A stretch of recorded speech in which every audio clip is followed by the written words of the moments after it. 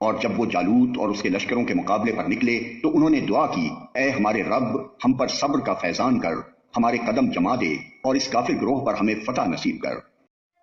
آخر کار اللہ کے اذن سے انہوں نے کافروں کو مار بھگایا، اور داؤد نے جالوت کو قتل کر دیا، اور اللہ نے اسے سلطنت اور حکمت سے نوازا، اور جن جن چیزوں کا چاہا اس کو علم دیا۔ اگر اس طرح اللہ انسانوں کے ایک گروہ کو دوسرے گروہ کے ذریعے سے ہٹاتا نہ رہتا تو زمین کا نظام بگڑ جاتا،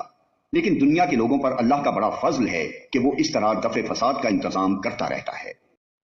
یہ اللہ کی آیات ہیں جو ہم ٹھیک ٹھیک تم کو سنا رہے ہیں، اور تم یقیناً ان لوگوں میں سے ہو جو رسول بنا کر بھیجے گئے۔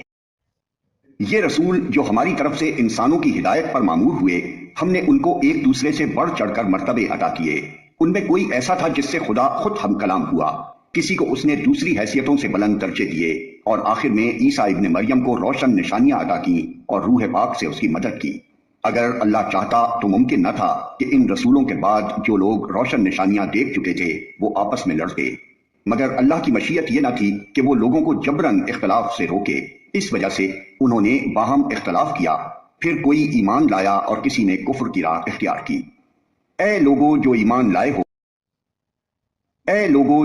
لائے ہو، جو کچھ مال متاع ہم نے تم کو بخشا ہے اس میں سے خرچ کرو، قبل اس کے کہ وہ دن آئے جس میں نہ خرید و فروخت ہوگی، نہ دوستی کام آئے گی اور نہ سفارش چلے گی، اور ظالم اصل میں وہی ہیں جو کفر کی روش اختیار کرتے ہیں۔ اللہ وہ زندہ جاوید ہستی جو تمام کائنات کو سنبھالے ہوئے ہے، اس کے سوا کوئی خدا نہیں ہے۔ وہ نہ سوتا ہے اور نہ اسے اونگ لگتی ہے، زمین اور آسمانوں میں جو کچھ ہے اسی کا ہے۔ کون ہے جو اس کی جناب میں اس کی اجازت کے بغیر سفارش کر سکے؟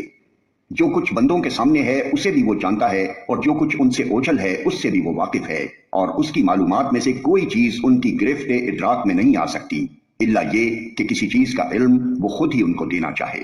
اس کی حکومت آسمانوں اور زمین پر چھائی ہوئی ہے، اور ان کی نگہبانی اس کے لیے کوئی تھکا دینے والا کام نہیں ہے، بس وہی ایک بزرگ و برتر ذات ہے۔ دین کے معاملے میں کوئی زور زبردستی نہیں ہے، صحیح بات غلط خیالات سے الگ چھانٹ کر رکھ دی گئی ہے۔ اب جو کوئی طاغوت کا انکار کر کے اللہ پر ایمان لے آیا، اس نے ایک ایسا مضبوط سہارا تھام لیا جو کبھی ٹوٹنے والا نہیں، اور اللہ جس کا سہارا اس نے لیا ہے سب کچھ سننے اور جاننے والا ہے۔